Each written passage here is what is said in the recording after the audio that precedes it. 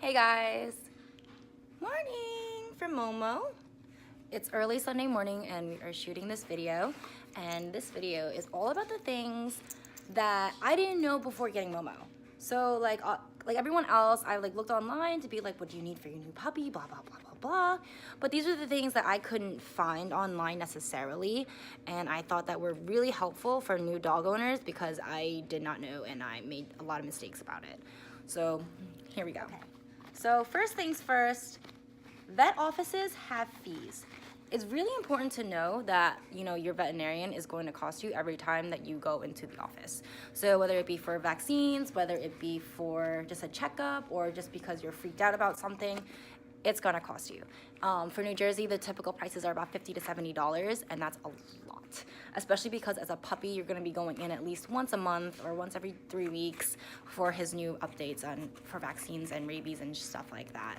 So I go to Banfield with Momo. I know a lot of people say bad things about Banfield, about the care and stuff like that. But I go to Banfield because of their Optimum Wellness program, which is really, really helpful. It's $34.95 or $46.95 a month, depending whether you want to add spay or neuter. And it covers unlimited office fees. So every time you walk in, it's free. Every time you get shots, it's included in the plan, fleas, rabies, etc., etc. And the thing is like, if you're scared about something, if you're freaking out, you can bring him in and it's free. They'll look at them, no charge. I mean, obviously if you have to get like medication or surgery or something like that, then then you would have to pay.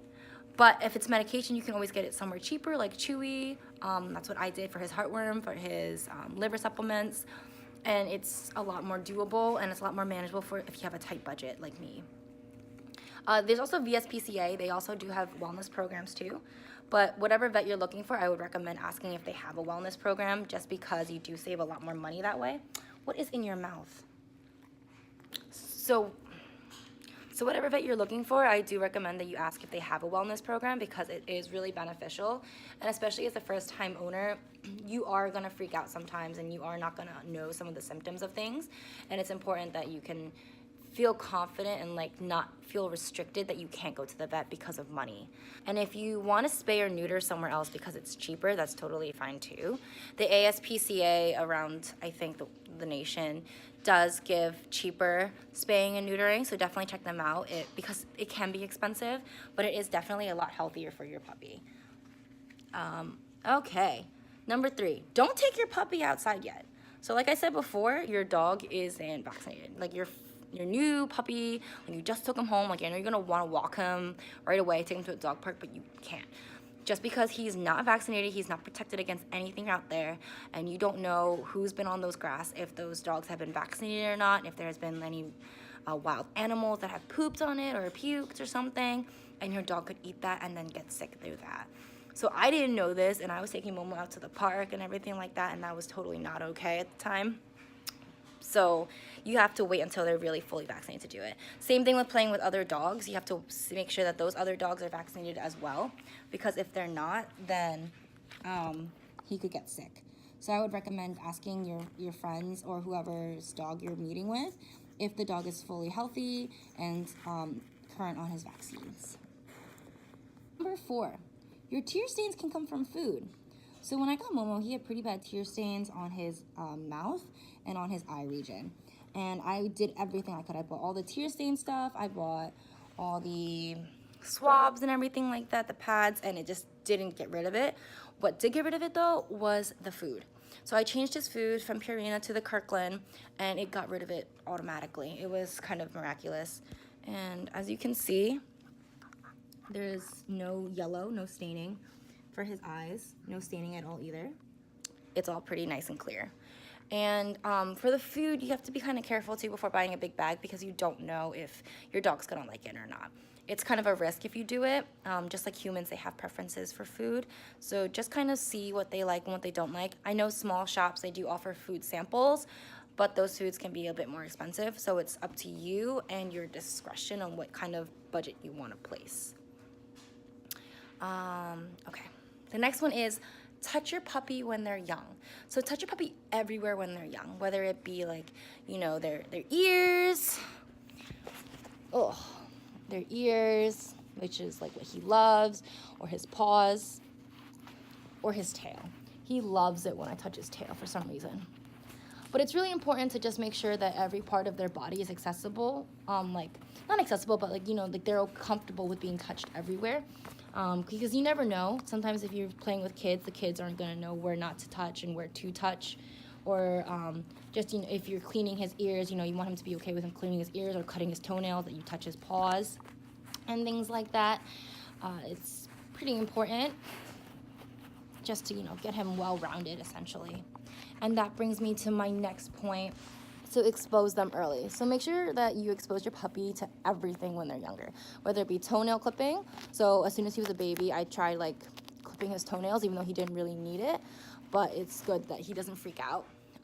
Toothbrushing, I did the finger toothbrush and I just went in and out. With or without toothpaste, it didn't really matter to me. But, I mean, he used to freak out when he was younger, but now it's definitely getting a lot better and he's more calm with it. Like, he understands that it's not gonna hurt him. Brushing, the first thing I did was brush his hair. And now he's still kind of not too good about it, but he's getting better, even though it's been like 4 months. But he's definitely a lot more calm and he's understanding. Like, he's actually kind of learning to enjoy it. So exposing him to everything, vacuums, laundry, room, bells, doorbells, cars, bikes, whatever you can think of, just to make sure that he becomes a well-rounded adult and isn't afraid of anything when he's growing up. Number 7, buy a toy pack. So toy packs are really, really valuable and they are very inexpensive that you can get on Amazon, and I super recommend them because look, this is from a toy pack. Whoa. And it's great. I mean, it gets beat up or whatever, but as soon as it gets beat up, I have another toy in that pack that I could give him. I give him 1 or 2 at a time, and then as soon as he like kind of gets bored of it or he kind of like starts tearing it apart, that's when I go and I give him a new one. And they're great. They're like less than 20 bucks and they cut 12. They have different types. They have one for puppies, aggressive chewers, etc., so you can fit your need. You can also make your own toys, so it depends on what your dog likes. He loves water bottles, so I would put water bottles in an old sleeve of a sweatshirt and make a crinkle toy out of that, or I would braid a sweatshirt and make a rope, and then we play tug of war with it. So it can be inexpensive because I know pet toys can be very expensive. Number 8, socialize. Socialize, socialize, socialize. So I know your pet sites are probably telling you that you need to socialize your dog with at least like 100 people or pets within a certain period of time, and that's very, very true. A lot of animals that aren't socialized with other animals or with other people have very big issues with it. So my friend's cat wasn't socialized to other animals when she was young, and now she is deathly afraid of all animals, but loves people. So make sure that you have a good ratio of people to animals that you're socializing with, and that you have a variety of different animals that he's being socialized with. So Momo grew up with cats, so it was good. He's used to cats. And then I took him to meet all of my friends' dogs, which was like 7 dogs. So he knows how to play with at least like 5 different types of dogs. Because not every dog's gonna be energetic, not every dog's gonna wanna play. Some dogs are more timid, and he has to learn how to like interact with people, with dogs like that, and interact and socialize and just kind of inhabit the same space with those type of dogs. And also, when you're socializing them with people, make sure you do it in different areas, which goes along with exposing them to different areas. So I would socialize him in like homes, and then I would socialize him outside. So we would go on a walk to a crowded like city area, and he would meet dogs there, and it's kind of like, okay, you can meet a dog here, but you can't play with them, that kind of a thing. And same thing with people. It was like, some people may not want to pet you in a city. Some people may want to pet you in a community setting where we're just going on a walk and there's one person on the side of the sidewalk. So you just kind of have to know and kind of realize how to act in that sort of scenario for him. And finally, change your food every 3 months. I did not know this, but it makes a lot of sense. So dogs don't have a great taste buds. They rely more on their smell, but they still get sick of their food. So changing it every 3 months is very healthy for them. And of course, you have to do it gradually as well.